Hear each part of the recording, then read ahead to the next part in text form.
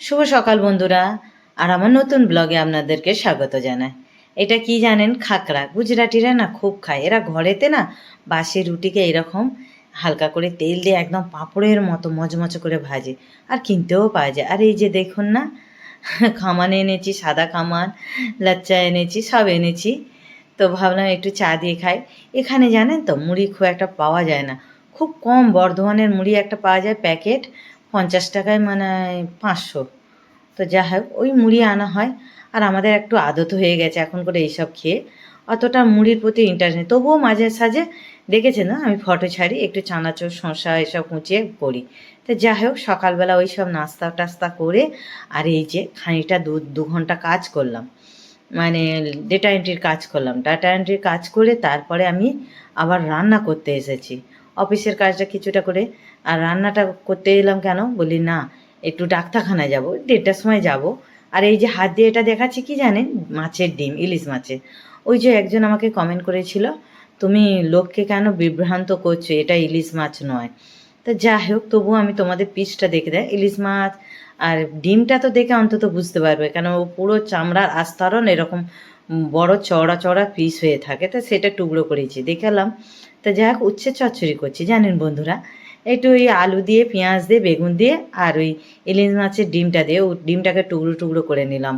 তখন গোটা ছিল, ফ্রিজেই ছিল, খানিকটা ভাজা খাওয়া হয়েছিল আর খানিকটা ছিল বলেই উচ্ছে চচ্চড়িতে করি। উচ্ছে চচ্চড়িতে না ইলিশ মাছের ডিমটা দিয়ে করবেন, কাঁটা পাটা দিয়েও ভালো লাগে। আর এটা না অনেকটা ছেড়ে ছেড়ে যায়, তো পোস্তর মতো গুঁড়ো গুঁড়ো হয়ে পড়ে চারিদিকটা, বেশ ভালো লাগে খেতে। তো সেই জন্য আজকের রান্নার প্ল্যান ওই উচ্ছে চিচিঙে চচ্চড়ি আর কাঁচা ইলিশের তরকারি করব, একটু ঝোল টাইপের করব। তা এই উচ্ছেটা বারবার বলে ফেলছি। চিচিঙে চচ্চড়িতে জল দিইনি, একদম স্লো ফ্লেমে, একদম ধীরে ধীরে তয়ে তয়ে একদম ঢাকা দিয়ে দিয়ে চচ্চড়িটাকে বানিয়ে নিলাম ভাজা ভাজা মতো। বেশ ডিমটাও ভাজা হয়ে গেল, সব কিছু হয়ে গেল।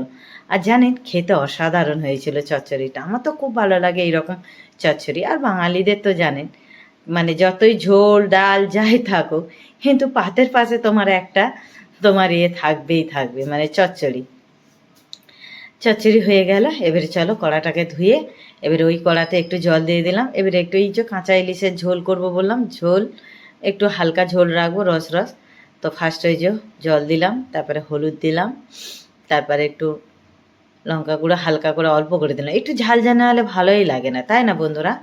তারপরে আবার একটুখানি নুন দিলাম, যেন মনে হচ্ছে নুনটা একটু কম হয়েছে। তারপর কাঁচা লঙ্কা একটু ফাটিয়ে দিলাম 3টে। এবার একটু সর্ষের তেল দিয়ে দিলাম। আমি তো এইভাবে করি, আপনারা কিভাবে করেন জানি না, একটু আমাকে তবুও বলবেন। তো এবার জলটা একটু ফুটে উঠবে, তারপরে মাছটা আর তোমার এই সর্ষে বাটাটা দেবো, দিয়ে তারপরে ওই ফাঁকে আমি একটু জামা কাপড়টা পরে নেবো। রান্না করতে করতে জানেন 1টা বেজে গেছে, কেননা ডাক্তার এসে যাবে তো। তো ওইদিকে ভাত হচ্ছে, ওই যে দেখুন গামলাতে। আমি না হাঁড়িতে খুব একটা করি না, আসলে প্রথম থেকে গুজরাটে এসে না হাঁড়ি ছিল না, তখন ওই গামলায় করে করে একটা আদত হয়ে গেছে। তো যাই হোক এই যে আমার হয়ে গেছে, এবারে জলটা একটু হালকা ফুটে আসতে এবারে মাছগুলো দিয়ে দিলাম ওর মধ্যে। আর ইলিশ মাছ তো জানেন তো বন্ধুরা, যেমনই রান্না করো ওর টেস্টই আলাদা, তাই না? কিন্তু অনেকে দেখেছি শুনি যে পেঁয়াজ আদা রসুন দিয়ে করে, কিন্তু যতই আদা রসুন পেঁয়াজ দিন, কিন্তু বিনা পেঁয়াজ আর বিনা রসুনে তরকারি ইলিশ মাছের খুব ভালোই টেস্টি হয় খেতে। তো চলো হয়ে গেছে, এবার বলি ছুটে এবার জামাটা পরে নিই, এটা একটু ফুটে উঠুক ততক্ষণ। এই যে এসে আমি আর জামা পরে এসে গেছি। আমি এবার যাব ডাক্তারখানায়, একটু দেরি রেখে যাব। এরকমই থাকবে, আমার কর্তা ঘরে তো আছে, বলেছি তুমি খালি একটু রসটা শুকনো হয়ে গেলে আর নামিয়ে রেখে দিও, ভাতের ফ্যানটা ঝেড়ে নিও।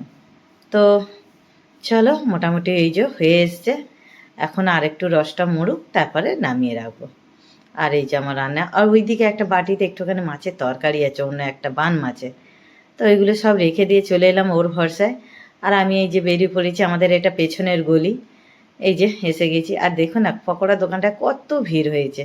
এখানকার লোকেরা সব চাকরি করে, তো সব দিনের বেলা এইসবই খেয়ে ডিউটি করে, যারা ব্যাচেলার থাকে এইসব দেখেছেন, সব বেটা ছেলেরা আছে।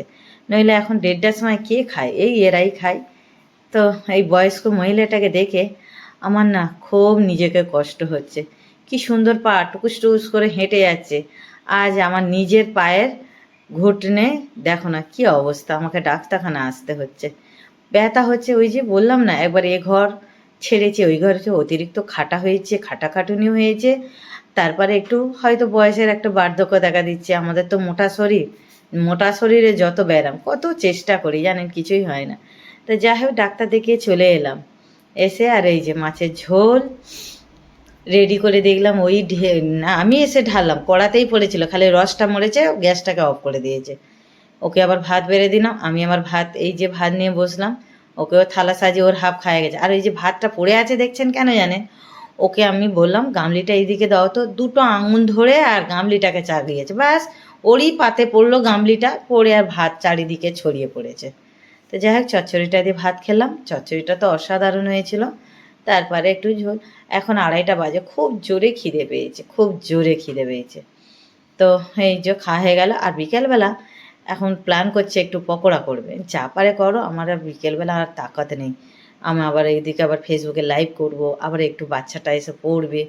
তারপরে দেখি না ও এই যে লাউ কেটে দেখছি, লাউয়ের পকোড়া আর বেগুনের ও বানাচ্ছে, এই যে দেখুন।